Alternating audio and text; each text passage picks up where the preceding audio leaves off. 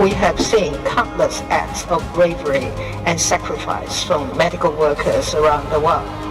It is our duty as global citizens to give them our full support.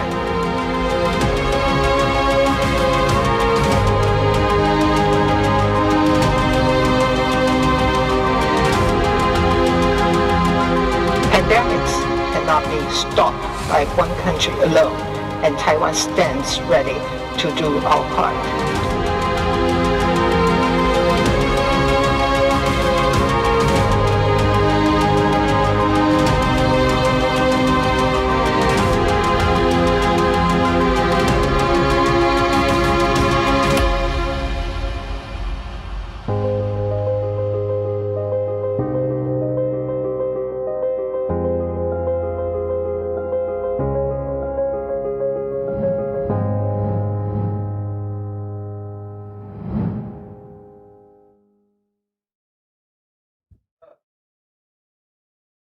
Distinguished guests, ladies and gentlemen, welcome to the webinar on how Taiwanese hospitals reacted to prevent and control COVID-19 and Taiwan medical specialty. Please allow me to introduce our honorable guests for today's event. Chairman of Taiwan External Trade Development Council, Mr. James Huang. Our medical team from National Taiwan University Hospital. Vice Superintendent of National Taiwan University Hospital, Yunlin Branch, Professor Matthew Huiming Ma. Medical Secretariat of National Taiwan University Hospital, Yunlin Branch, Professor Chongyu Chen. Director of the Center for Infection Control of National Taiwan University Hospital, Dr. Yijun Chen. Director of the Infectious Diseases Department of National Taiwan University Hospital, Yunlin Branch, Dr. Qi Lin. CEO of International Medical Service Center of National Taiwan University Hospital, Professor Jiayu Zhu.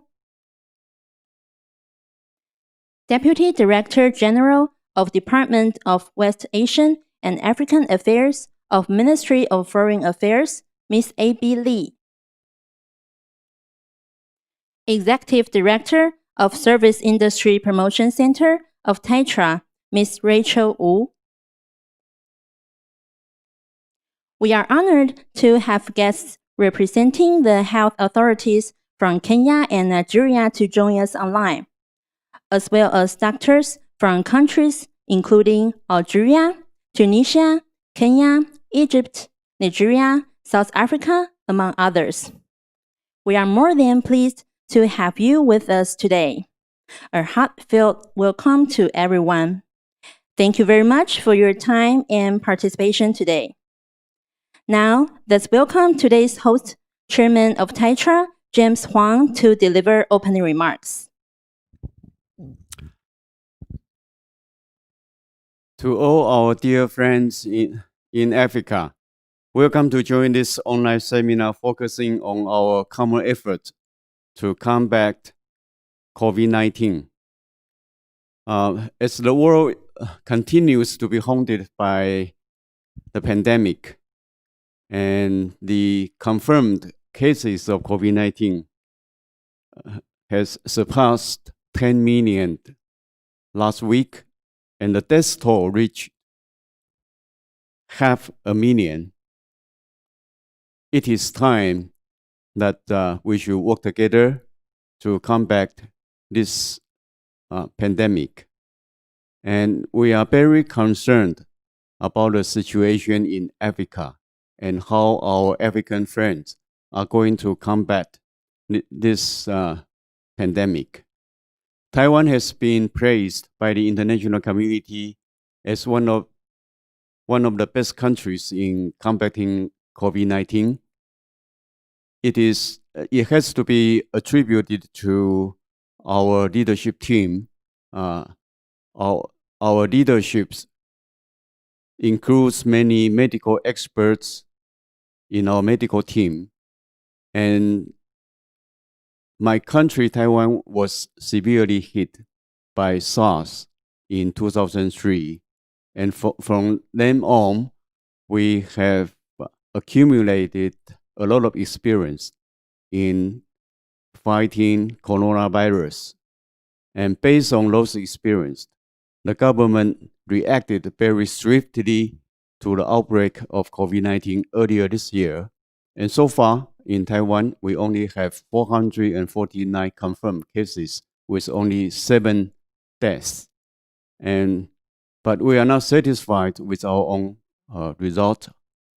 We are concerned about our friends around the globe because we are in this fight together, and we want to join hands with our friends in combating this pandemic.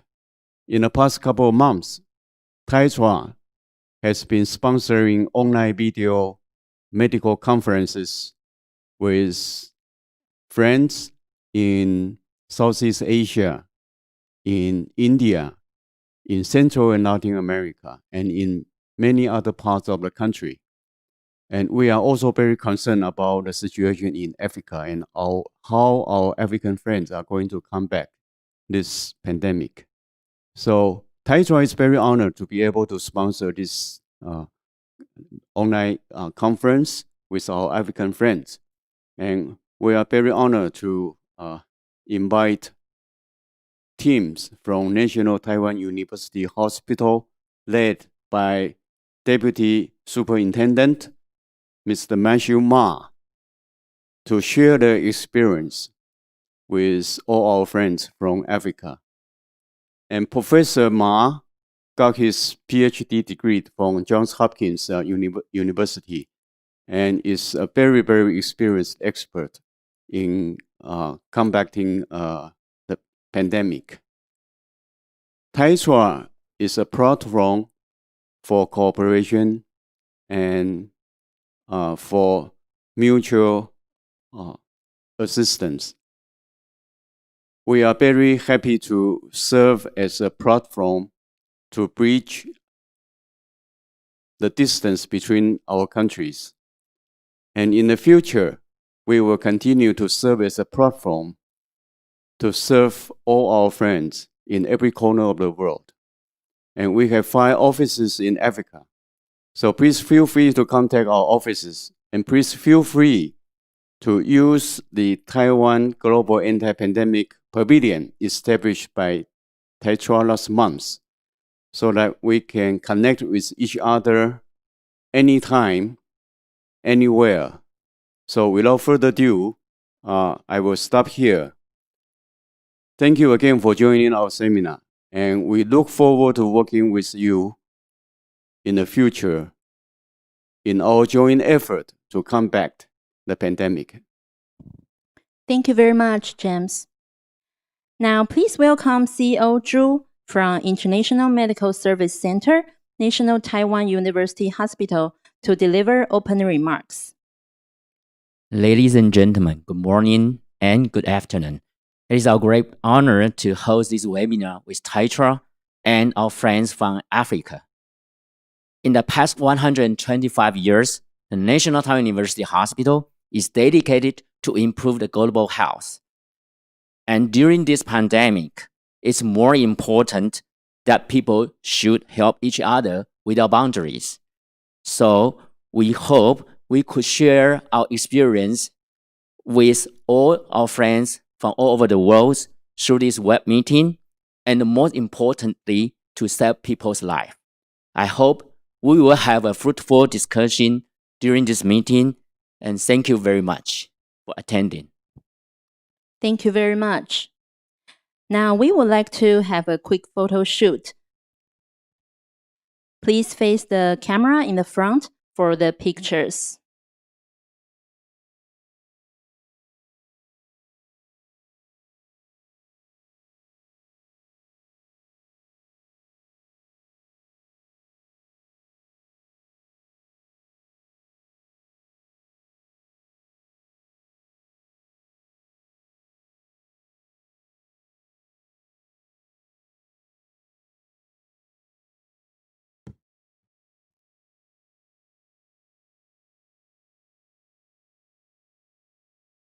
Thank you very much. Now let's proceed to today's first section, some experience sharing by National Taiwan University Hospital staff. Please welcome Professor Ma to deliver his speech entitled A Concerted Community Response. How did Taiwan do it? Good morning and good afternoon, our friends from Africa, our honorable chairperson, and all my colleagues in this room. Sorry.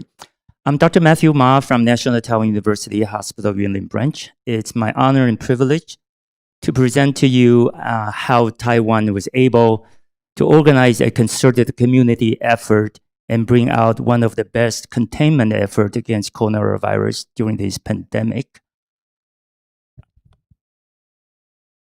First, I would like to introduce ourselves. This is National Taiwan University Hospital System. We are one of the oldest medical school and hospital in Taiwan. We have the main campus with my colleagues from the main campus. We also have other branches across the island of Taiwan. With the close proximity of Taiwan across China, there are over 800,000, maybe 850,000 people living, working, studying in China every day. And with this close relation with China, Taiwan was predicted as one of the highly the country or the places with the highest risk from the virus. But up until today, we have only 449 cases of confirmed coronavirus infection and only 7 mortality. And how did we do it? During the pandemic period, there's no closing of the school. We're one of the 6 countries that the school remains open. The economy remains open. The streets, there's no lockdown. Business are bustling. And even we have baseball game resumed early on. So Taiwan was hailed as the country with the best global responses to COVID-19. And it was made possible by a few factors, which I would like to introduce to you. First, I will contribute to the preparation and early activation for pandemic infections. Since the 2003 SARS epidemic, the whole country and the community suffered a lot. And we have overhauled our pandemic response system since then. The function and the capacity of our Center of Disease Control was greatly improved and galvanized. And each year we have annual pandemic response drills to prepare ourselves for the possible pandemic like this one. And very interesting, this is on the December 31st, the day when China released information locally. Our deputy director of our central CDC, he was browsing one of the internet chat room, like the American version of Reddit, and he came across a posting disclosing a cluster of atypical pneumonia caused by some coronavirus in Wuhan. So the posting also disclosed some of the clinical information released by the whistleblowers, including the CT of the chest and also the pathology and also the infectious disease data.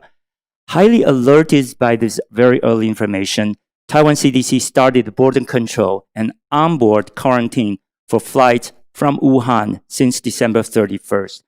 I think we are probably the earliest one in the world to start border control because of this vital information. When we compare the controls and the measures between Taiwan and all other countries, we pretty much are doing the very same things, except that we act very, very early on. And because we have access and we took things very seriously, we're able to act so fast.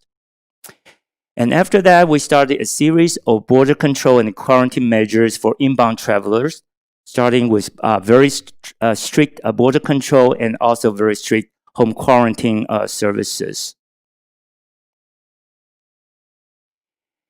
During the SARS epidemic, we realized the strategic importance of masks. And also during this pandemic, we can see that wearing masks seem to offer protection for population. You can see from these charts. Even WHO later advises people to wear masks in public places. when people are not able to keep a social distance. Realizing this, on January 23rd, Taiwan started one of the early export ban on masks.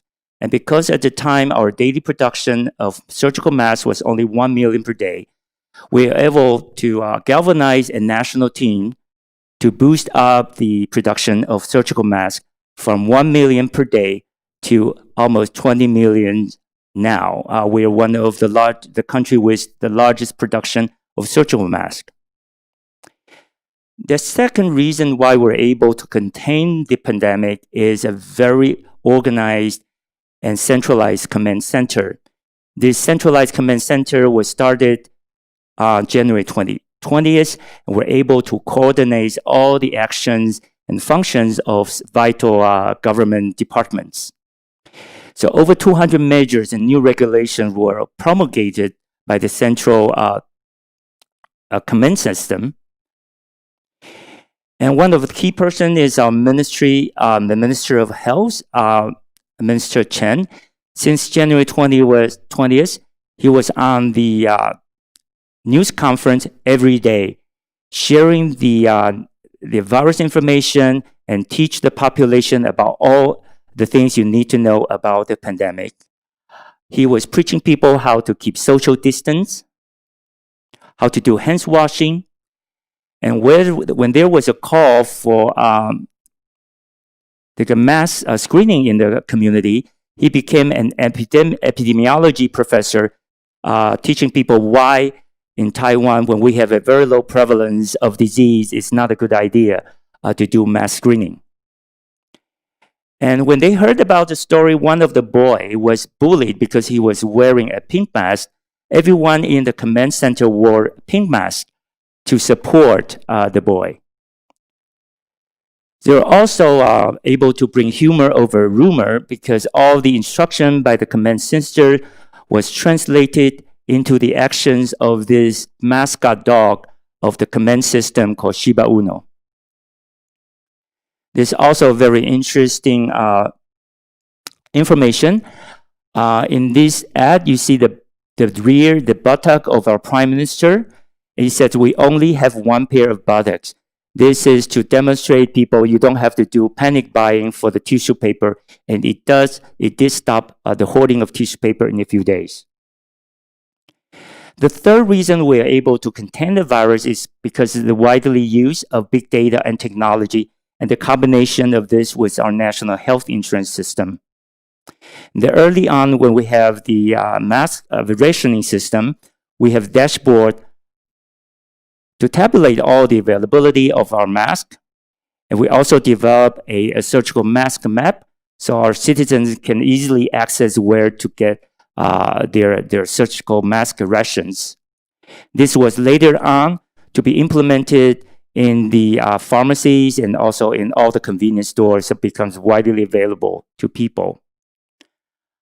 On February 18th, combining the information from National Health Insurance and also our border control of the hospital, clinics, and pharmacies could scan the National Health Insurance card to access patients' international travel histories to protect our hospitals and our healthcare workers.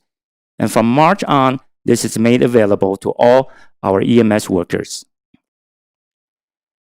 To do containments, we also developed a digital fence concept that successfully combined the cell phone system and the information on contacts on border control. This system were able to track as many as 100,000 people at the same time. It was one of the essential backbone of our complete data system for border control, home quarantine, and contact tracing. The very infamous Diamond Princess cruise also docked in Taiwan, and we were able to track all the travelers using the same big sensor data to explore the possible routes and inform possible contacts. Later on, in a big Navy supply ship Panshi clusters, the same big data tracing system, digital contact tracing, were deployed to protect our citizens and track all the possible contacts. In the paper in early March, that's capsulate the response, the successful response of Taiwan's pandemic response to COVID-19, were majorly because of a transparent policy and government, big data analytics, the widely use of new technology, and very proactive acting. And we are not only able to protect ourselves, we're also help other people with our know-hows and our technology. So in summaries, the reason we have been able to contain the virus and keep our community spread at 0 for over 2 months is because of a very fast response, a very transparent and trust in our communities, very frequent and effective communications, and the wide use of big data and technology. And that would summarize my talk. Thank you very much. Thank you very much, Professor Ma. Next, let's welcome Dr. Chen to deliver her speech on preparedness and responses for COVID-19. I'm Yijun Chen from National Taiwan University, Huzhou. It is my honor to share our experience from hospital perspective. As Professor Ma mentioned, Taiwan faces complex challenge in early January because the location and the season. At that time, we anticipate it is a high activity of influenza and more important, people coming back from the overseas because presidential election. And at that time, this is the Chinese New Year. So through proactive preparation and a very early initial response, as previously mentioned, we effectively and contain community transmission by leveraging experience from SARS experience and prevalent public awareness, the robust public health network, and the support from healthcare industry. This is very important. We are working in hospital site, but based on the experience during SARS, the government and the healthcare setting, all healthcare workers as well as the community, we need to work together because COVID is a very, very typical example of infectious disease in the borderless world.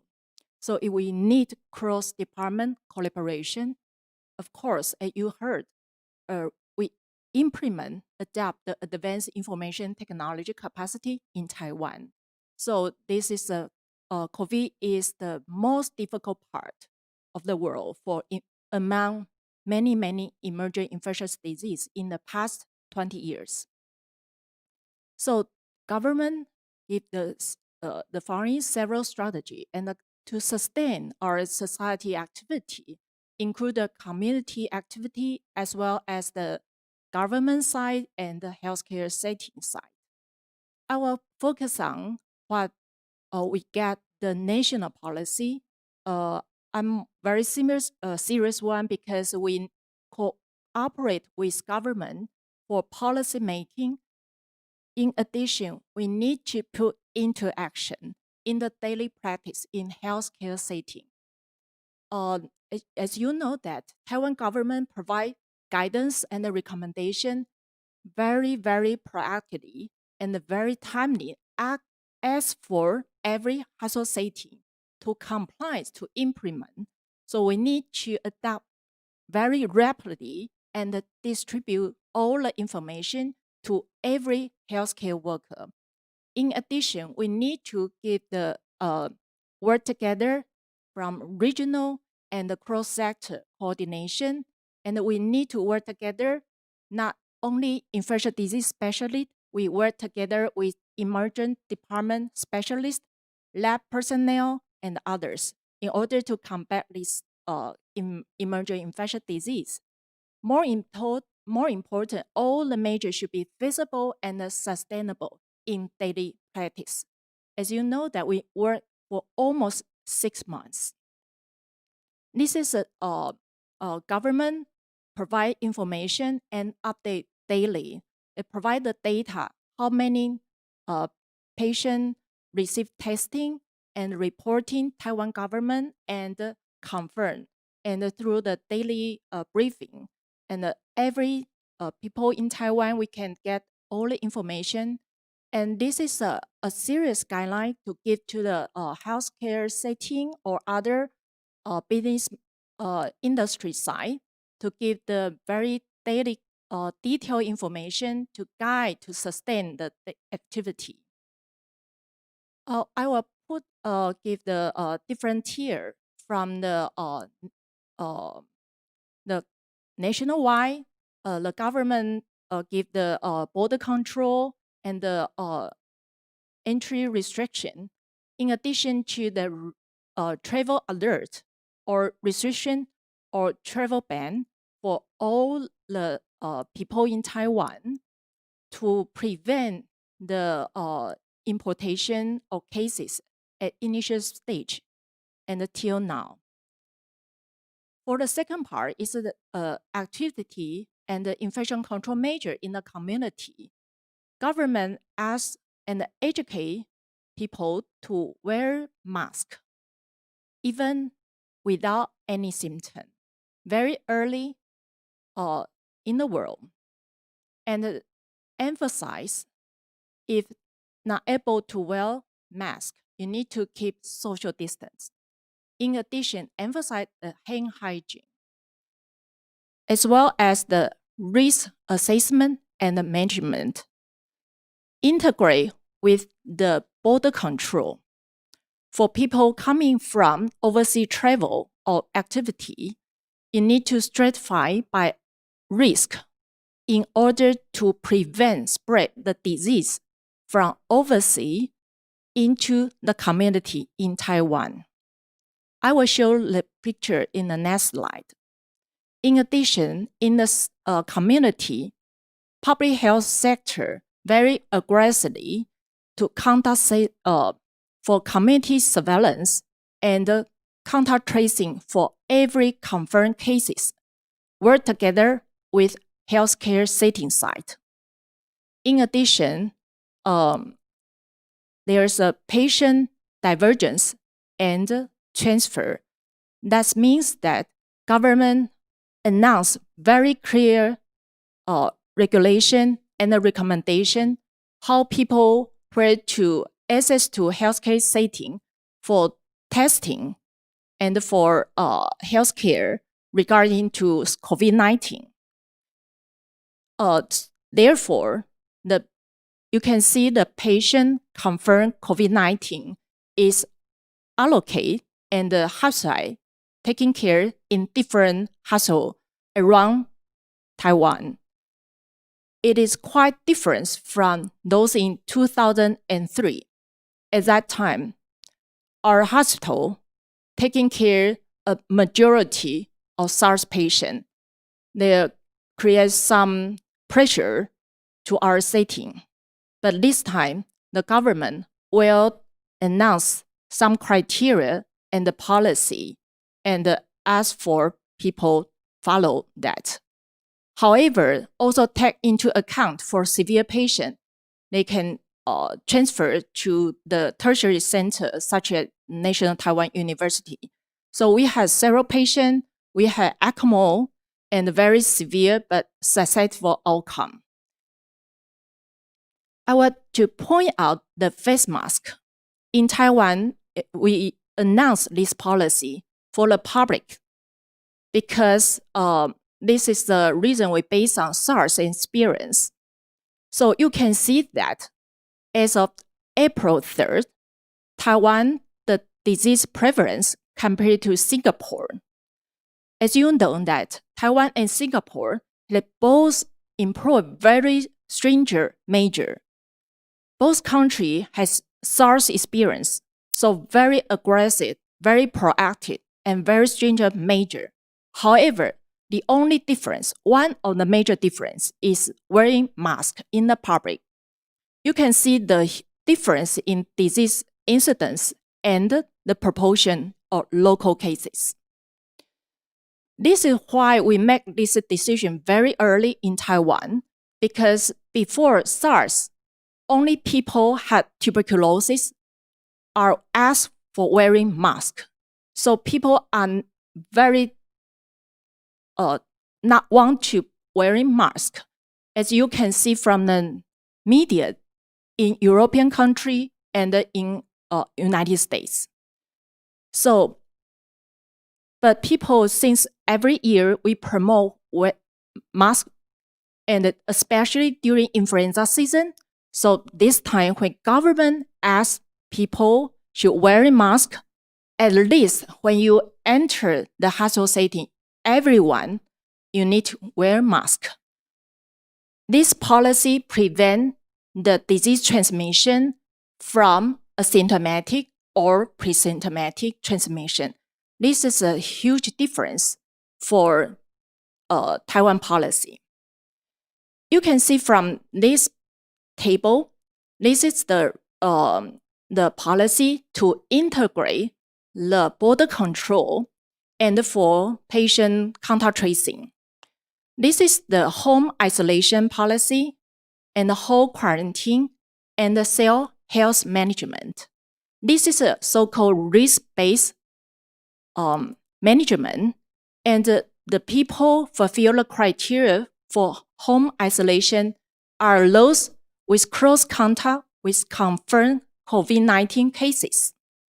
And the healthcare sector will contact this individual to make sure how is well and is stay home and not go anywhere. And for those overseas travel return, they require home quarantine. Others, they are asked for cell health management. This is a risk-based and conducted by different sector or the government employee. From hospital setting, from the beginning, we need to combat this emerging infectious disease without more information in early January. Our goal is very clear: to prevent intra-hospital spread and to maintain healthcare operation. As this is a medical center and we're taking care of very difficult procedure and very difficult patient. So our action is two-tier. The first tier to initiate very high-level isolation precaution initially and modify, de-escalate thereafter when appropriately based on more and more information accumulate. In addition, at the same time, we strengthen our basic infection prevention and control measure. The second part is very difficult, and we work every year and every day. So in healthcare setting, following government policy, and we adopt the so-called double triage at emergency department. That means I think every hospital, the emergency department, they have triage system to distinguish the severity or the category of most likely disease. But in addition, we outside the emergency department, we create the triage system for those high risk. We have special traffic control and direct into negative isolation room for the following healthcare assessment, including sampling. For the whole hospital, we initiate entry control. Part of the reason is based on government policy. They ask for every people need to wear mask. In addition, we take the temperature check. If you have fever, you need to visit special clinic. And we have restriction for the visitor by number and by time.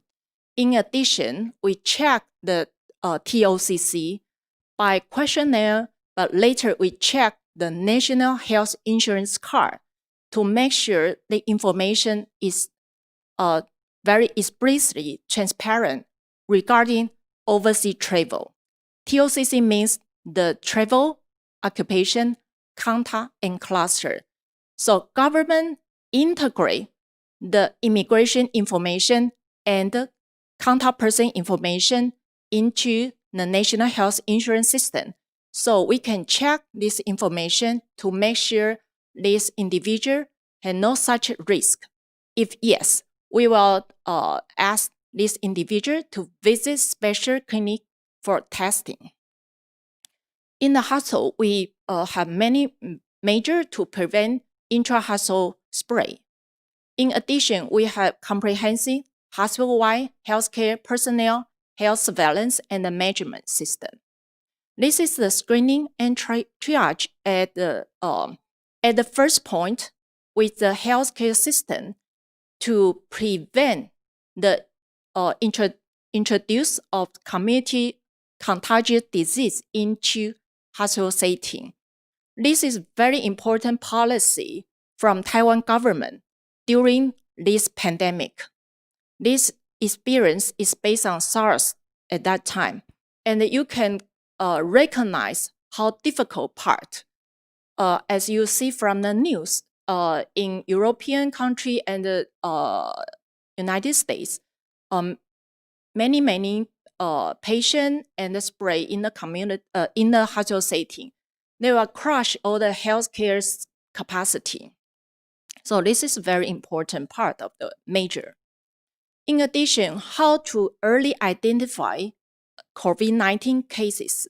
Taiwan government created this predefined case definition. This including 3 parts: clinical presentation criteria, lab diagnosis, and epidemiology. Because this kind of disease is relatively non-specific.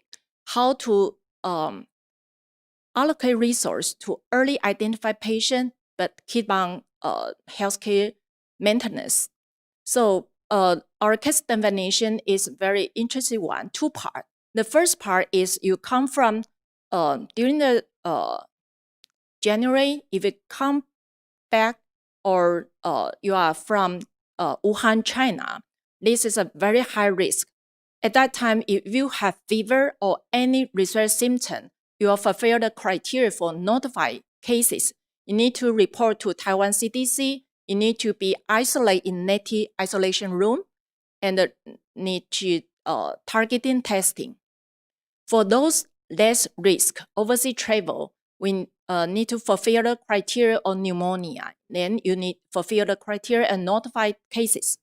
Later on, as concern of community spread, so government initiated expanded community screening program for including the for those report as severe influenza but negative influenza PCR testing. They will initiate COVID-19 testing as well. In addition, we pay attention to those scheduled hospitalization or patient with scheduled hospitalization or scheduled procedure. We will recheck proactively regarding the indication. If it fulfill the emergence, if no, and there's a risk of COVID exposure risk, then we'll contact patient to delay the procedure or delay the hospitalization or provide alternative healthcare, for example, telemedicine or others measure.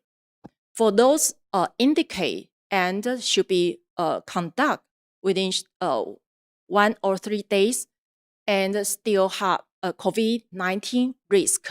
We are treated by symptom compatible with COVID-19 or not.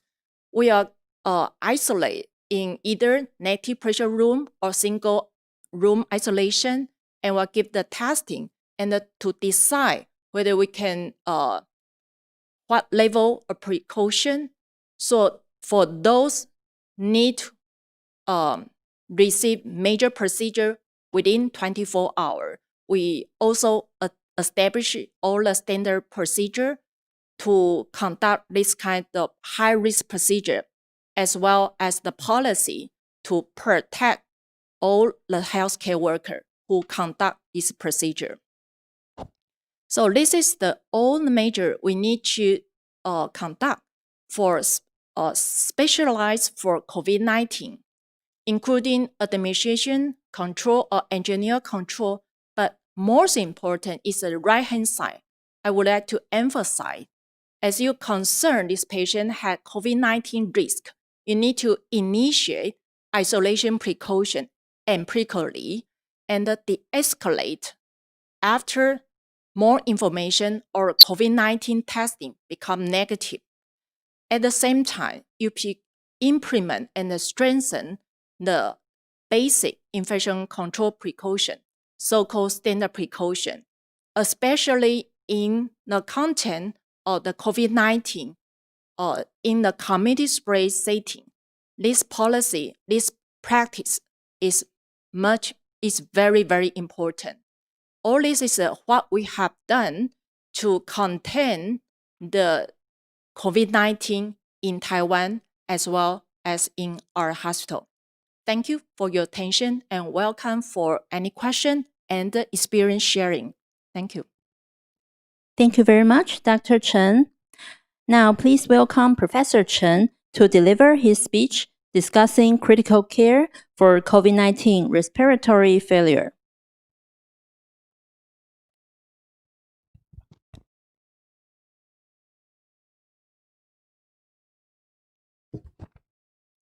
Good morning, good afternoon, ladies and gentlemen. I'm Chong-Yi Chen, a pulmonologist from National Taiwan University Hospital, Yunlin branch. In my section, I will briefly introduce the structure, how to care the COVID-19 with respiratory failure. The important tool to evaluate and the diagnosis for patient with COVID-19 is chest CT.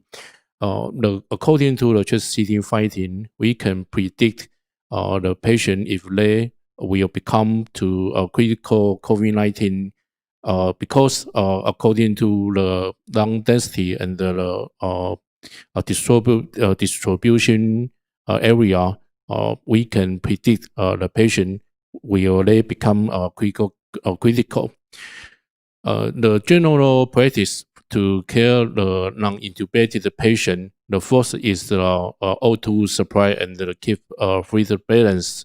And the one limitation is we do not suggest to use the stethoscope to extend the patient because the stethoscope will increase the contamination and increase the disease infection.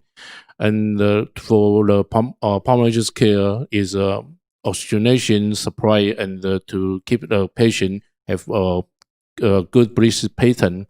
And according to the infection guideline, empirical antibiotics for this patient is suggested to prevent bacterial pneumonia. What is the optimal time to do the intubation for severe COVID-19 patients? According to our consensus of Taiwan Society of Pulmonology and Critical Care, we suggest to do early intubation and transfer to ICU for further care if the COVID-19 patients they have any symptom or signs have hypoxemia or respiratory distress. In our hospital, we have established a standard protocol of intubation procedure. Every staff in our hospital, they have their own role to do intubation or how which one should transfer the patient and which one should prepare the pre-medication. So according to this protocol, we can do intubation standardized and to prevent in-hospital contamination. Now, this is the guideline suggested by the Society of Critical Care Medicine and by AV Pulmonology Society. The standard care for the intubation COVID-19 patients with ventilating support, the standard care is lung protective structure as low tidal volume and high PEEP.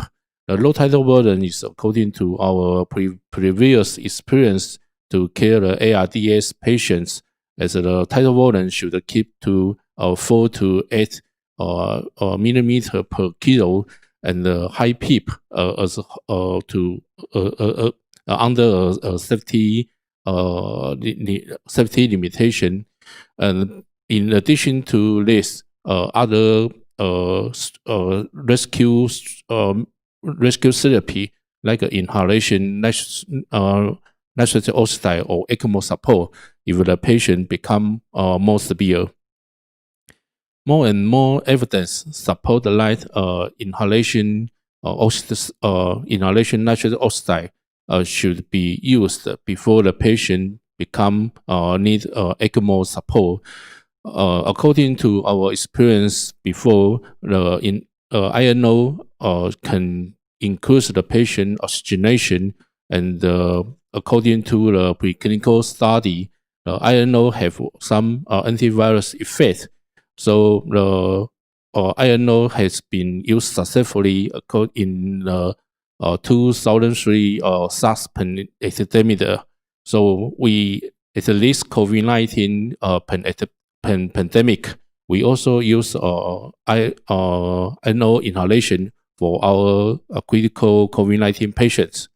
However, if the patient become septic shock and have multiple organ failure, ECMO support is needed for this severe COVID-19 patients. So how to prevent our severe COVID-19 patients become more profound shock or to have multiple organ failure? We can know the mechanism during this virus infection. In the initial stage is the virus response phase. So at this stage, we should prescribe antivirus medication. However, after about 1 week later, the patient entered the host inflammation response phase. So during this stage, the anti-inflammation or immunosuppression medication may be needed for these patients. According to the recent study from Science and Nature, the cytokine release syndrome in severe COVID-19 patients is the critical point that resides in the patient to become severe and to have multi-organ failure. According to the mechanism, the IL-6 and the JAK-STAT signal pathway has overexpression has been studied because cytokine release syndrome in COVID-19 infection. So there are some medication has been suggested to suppress the cytokine storm. The first is glucocorticosteroid. However, if the patient uses the glucocorticosteroid, the sugar will become more poor control. And another drug as anti-IL-6 has been approved by US FDA. This drug can be used to suppress the cytokine storm. And another drug like JAK1/2 inhibitor, like baricitinib, have been used in our hospital. Many prognostic factors has been studied to predict the patient if they become critical.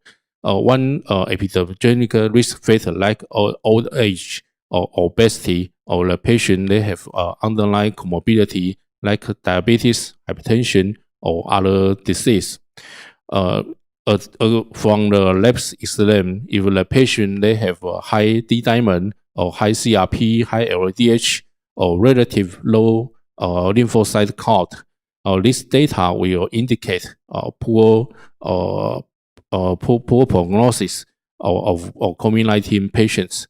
And the most important is the vital signs, because the patient, if they have rapid progression or increase in respiratory rate, or increased heart rate, or severe hypoxemia, this factor also indicate the patient will become more critical and the outcome will more poor. There are two severe COVID-19 patients admitted to our hospital during this COVID-19 pandemic. These two patients are daughters and mother, and they go to the Europe at least March, and they have diagnosis confirmed COVID-19 by RT-PCR. The case one is 51 years old female, and she have hypertension, and she also have the obesity. And the case two is case one's mother, and she is 73 years old female, and she have multiple comorbidities like hypertension, diabetes, and dyslipidemia. Our two patients, they have comorbidity, and they are also obesity, and this factor indicates these two patients may be critical and may have poor prognosis during this COVID-19 infection.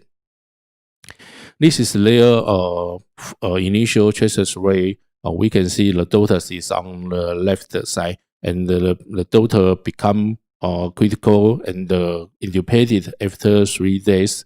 And the right side chest X-ray is the mother's chest X-ray, and the mother also become critical care and intubated after 1 week, and both of them then were intubated and transferred to our ICU for follow care. This is the lab data and the ventilator record from these two patients. We can see the case one, the PF ratio is under 200, indicated moderate ARDS, and the case two, the PF ratio even less than 100. This is indicated severe ARDS. So these two patients, they have experienced very severe ARDS and very severe hypersemia after the COVID-19 infection. So this for these two patients, we prescribed the hydroxychloroquine, erythromycin, and the TAITRA antivirus infection. Though the chloroquine and the erythromycin and the TAITRA is not allowed in after clinical trial. So, however, in this patient, they are admitted to hospital at this March. We use this medication as the consensus, and the case one, we use the IV form methylprednisolone to suppress the cytokine syndrome, and the case two, we use the IVIG for this patient have relative low immunoglobulin. These two patients also use the inhaled nitric oxide. Fortunately, this patient have a good response during this inhaled NO, and then their hypersemia situation improved, and after 30 days care, these two patients were extubated successfully and weaned from mechanical ventilator.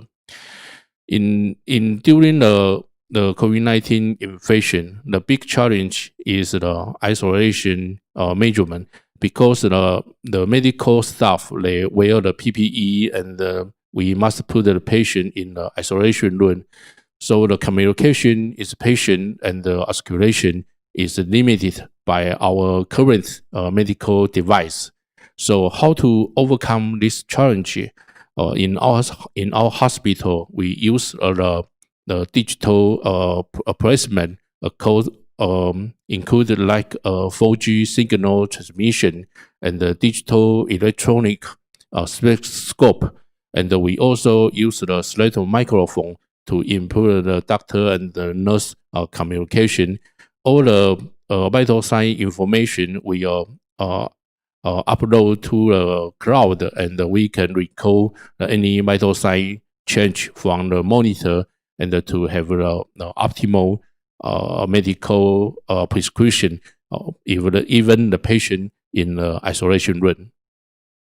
So in the future, if we have this high pandemic disease like COVID-19 infection, the tailored ICU or tailored ward is needed in the future. So the telemedicine may be used to care this patient like COVID-19, because the telemedicine can help us to care the patient at the bedside, and then the mobile care and the central monitor and the virtual and the tele care should be allowed to care the penultimate disease in the future. Thank you for your attention. Thank you very much, Professor Chen. Before we proceed to the discussion section, we would like to invite Chairman of TAITRA, James Huang, to make a conclusion for our speeches today. Well, I want to thank all our speakers today, and thank you for your very in-depth experience in combat COVID-19. And before we start the Q&A section, I want to add one point, which is my government has offered some humanitarian assistance in terms of medical materials, such as medical masks and other equipment, to some countries troubled by the pandemic. So if there's such a need, please feel free to contact TAITRA offices in Africa, or you can get online directly to our Taiwan Global Anti-Pandemic Pavilion, and we will pass your request to the government immediately. And in that sense, I'd like to invite Deputy Director ABD from Foreign Ministry to briefly explain their services. Okay. Thank you, James. Dear colleagues, good morning and good afternoon. It is my great honor to represent Ministry of Foreign Affairs to attend today's webinar.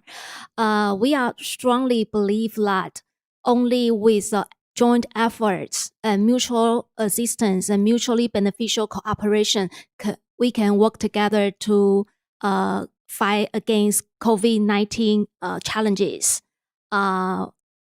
Based on this belief, the government and people of Taiwan are willing to contribute to international anti-pandemic efforts. Up to now, the government has donated more than 27 million domestically produced surgical masks and PPEs to the frontline medical personnel around the globe, including Africa. And the actions and the gestures are highly praised and recognized by the global press. And we wish through today's webinar, we can further strengthen our medical cooperation with our African friends. And just as James just mentioned, if you need further assistance, please feel free to reach out to our 5 TAITRA offices in Africa, and also you can reach out to our embassy in the Kingdom of Eswatini and to representative office in Nigeria and South Africa, and also Jordan for further discussion and assistance. Thank you. Thank you, Abby. Thank you very much. Now, and we would also like to invite Dr. Yunlin to share some more information for us. Thank you. I'm Dr. Lin, and I'm the medical director of infectious disease in our hospitals. And in our hospitals, we are one of in the South area in Taiwan, and we are one of the districts. Since after the SARS episodes, the government had divided the Taiwan into 6 districts area, and each area there is a commander and not and co-commander, and we are among the members of the South area of the districts. And we have some preparation before, because there is EID every year. So we have promote some educational program, like how to wear the PPE properly, and the knowledge about the imaging infectious disease every year in our hospitals. And we will arrange some exercise of, if we face a patient with EID, how do we react with the disease, And so that's why the hospitals in Taiwan have do much preparation proactively before this COVID-19 episode, because many hospitals in Taiwan have such kind of educational program before. And we have set up some infections control measures before the episodes, including the entry control of the hospital. Every person who enter the hospitals has performed the hand hygiene, and they must wear the mask and to enter the hospital. So it's important, and we hold the meetings regularly that hold by our commander of our hospital, and also hold by the commander, and also the representatives of directors of different departments have to enter the conference and the meetings every week, because there is a lot of information during the COVID-19 episodes, and it is important to have good communications, not only among the government and the hospital, and also within different departments in the hospital. It's a teamwork to combat the COVID-19 disease. Thank you very much. Thank you. Thank you, Dr. Lin. Now we will proceed to our discussion section. We would like to hand things over to Professor Ma to host this section. Professor Ma, please. Thank you. Okay, thank you. We have a few more minutes. We would like to entertain questions posted on the internet. Do we have a few questions coming up?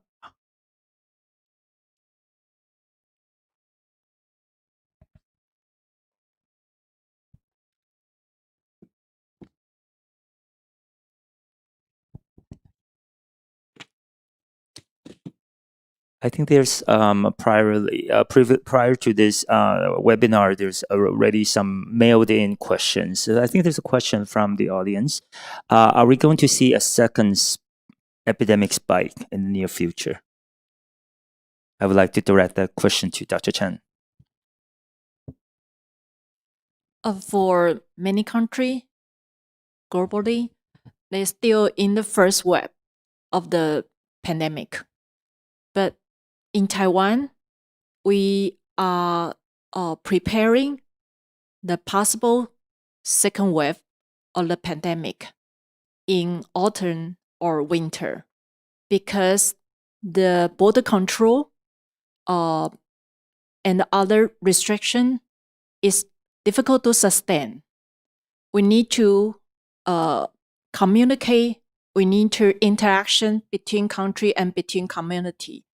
So from infection control personnel, we always keep in mind, we need to prepare for the possible coming back of a new disease. But for most of the majority of part of the world, they are still struggling for the control of the disease. So this is a reason why we hold this meeting. We need to work together, because infectious disease doesn't recognize any political boundary. We need to work together. Thank you, Dr. Chen. There's a question on the elderly. The elderly population are hard hit by the pandemic. There's a question, how can we improve the quality of care? How do we manage this patient the first 48 hours for the elderly person? I think that question will go to Dr. Chen. Oh, we have many Dr. Chen. Okay, in the first stage, the close monitor for this COVID-19 patient is important because you must watch out his vital sign change, like oximeter monitor. So if the patient they have any symptom signs of hypothermia or respiratory distress, we suggest to do intubation and do critical care in ICU is needed.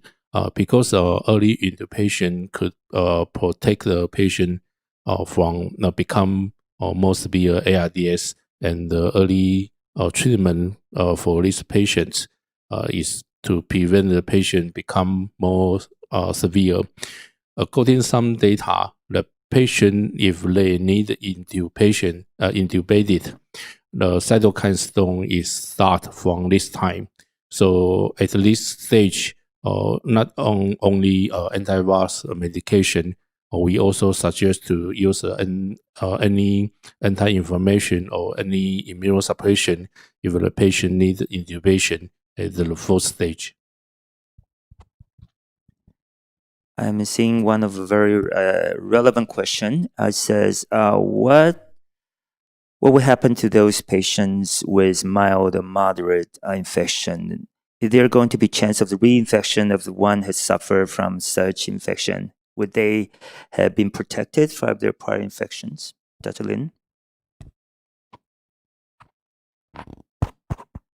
And I think we have still limited knowledge about this virus so far, because about the serology testing and serology research of this disease, I know we from the publication till present, the antibody, the serology test may be positive about 1 week since 1 week after the infection, and some people have generated some antibody after the infection. But because the antibody response of different patients are variable, and they may be variable according to the patient's age, their genetic background, and their comorbidity, and also we still have not sufficient data to support whether the patient with mild to moderate disease or severe disease have different title of the antibody so far. So maybe this question is still need further research to answer.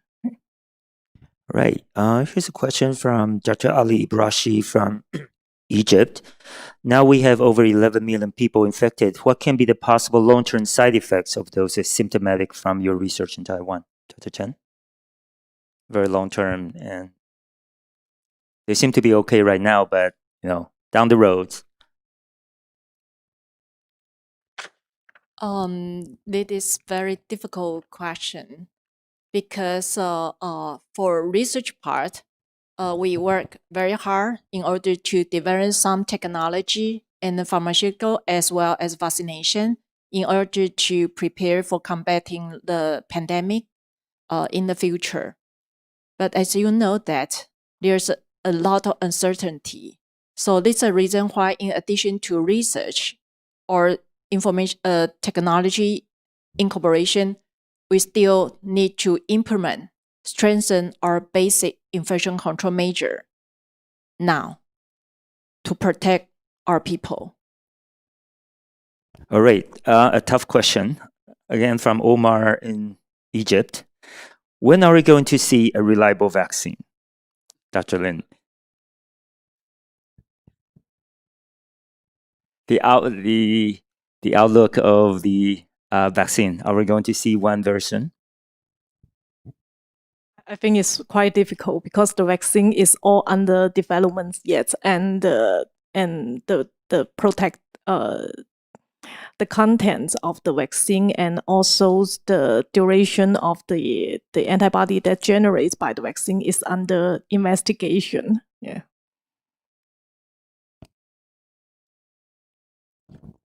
I would like to share some experience in the previous pandemic, H1N1.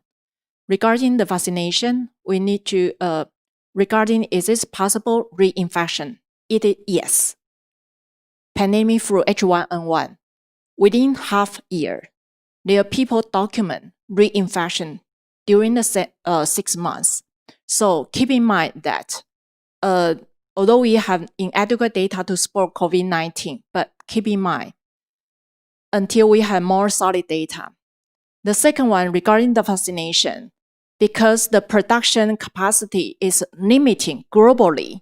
So even we have developed successful vaccine to combat COVID-19, we still have challenges regarding the production and distribution.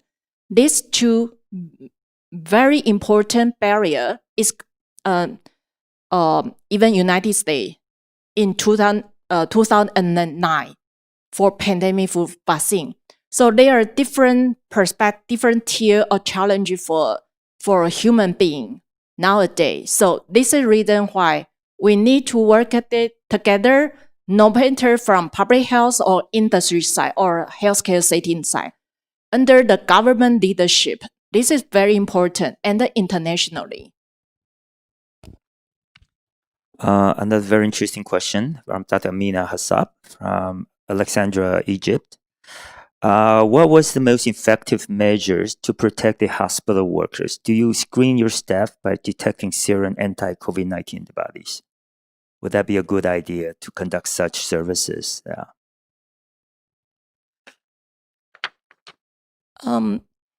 We have a program to protect every healthcare worker. As I mentioned, that we have hospital-wide healthcare health surveillance system established during 2003 during SARS pandemic. During SARS, in order because a healthcare worker is the key person at the front line to combat the pandemic. We surveillance and we initiate the PCR testing to distinguish whether they are infected and whether they are transmissible. This is the key. If they have discomfort, we will conduct the quarantine and or they can take sick leave. But regarding to the antibody testing, because the antibody testing is one to confirm whether he or she has been infected, but we are not sure whether the presence of antibody is protect from the previous infection. So at present time, antibody testing is only for research, but we take serious for this testing in the future. Okay. So here's a question, not so medical. It's Andy from Ghana. He says, how does African NGOs in the fighting of COVID-19 can apply for medical or financial support from Taiwan? I think that should go to James. Well, it is AB and I just explained earlier that my government does offer some humanitarian assistance to countries troubled by COVID-19 in medical materials such as facial masks and other medical materials and equipment. So you can contact our TAITRA offices in Africa. We have offices in Egypt, in Algeria, Kenya, South Africa, and you can also approach our in Nigeria, and also as Abby just indicated, that you can also approach our embassy in Swatini and our rep offices in South Africa and Nigeria. And above all, I'd like to emphasize that you can actually get online to our Taiwan Anti-Global Anti-Pandemic Pavilion. Just post your request and we will get back to you as soon as possible.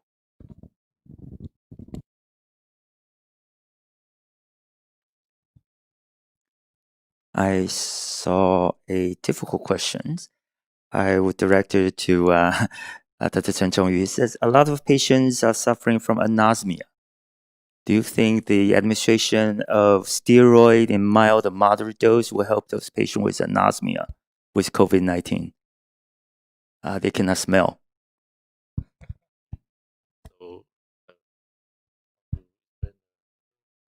Question is, he wonders whether the administration of mild or moderate dose of steroid would that help with the symptoms of anosmia?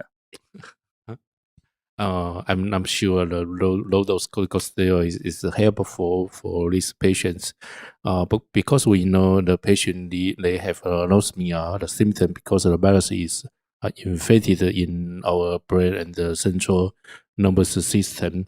So this is maybe the natural cause in the COVID-19 infection. So I'm not sure if we use a corticosteroid or any anti-inflammation medication is helpful for these patients. Interesting, the patient, they have anosmia. Most of them are mild symptom, and certain of them progress to severe or critical situation. In our clinical experience, the patient, they become critical or severe. The first symptom is airway symptom, like cough, dyspnea, and chest X-ray or chest CT will reward the infiltration or GGO lesion. So this mild symptom may be critical in during this COVID-19 infection.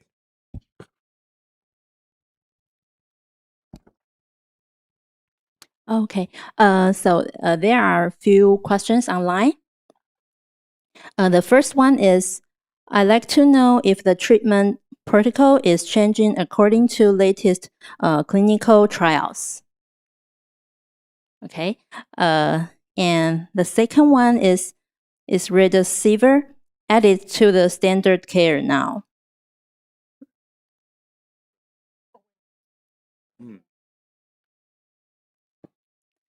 Okay, the third question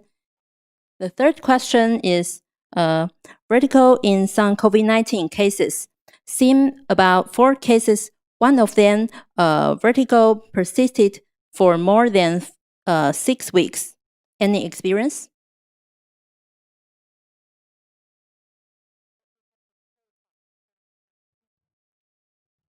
For the first and the second questions, our CDC has established our treatment guidelines according to the most current recommendation from the WHO, and we have and also the US CDC and the Europe CDC. And in our treatment guideline, remdesivir is one of the antiviral, the choice of antiviral agent in our treatment of choice. And also other antiviral agent like the lopinavir, ritonavir is also included in our guideline. And I think the most important thing in the care of severe case is the supportive care.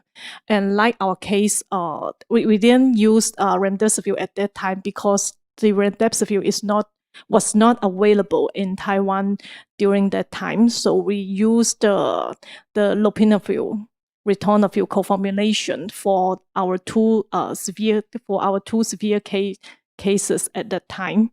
And we have organized our critical care team, and we discussed about the condition of the patient and the adjustment of the treatment for the patient every day. So I think it's for the severe case, and in addition to the antiviral agent, it's very important to do the best supportive care for the patient. And I remember that according to the recent literature, for the remdesivir, the mortality between remdesivir and the placebo groups is similar actually. But in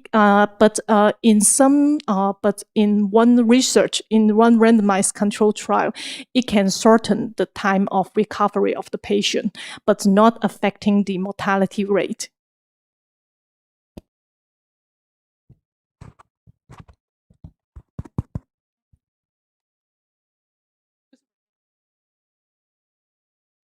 The third question.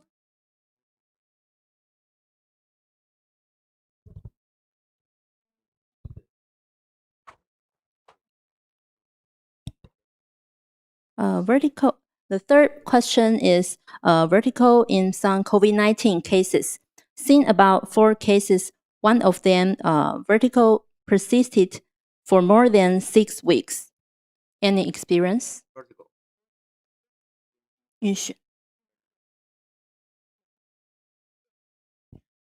From our experience and from we didn't have much experience about patient complaints about vertigo in our patients, and our patients have ever complained of headache before, but besides headache, they didn't have any other specific neurological symptoms at that time. Thank you.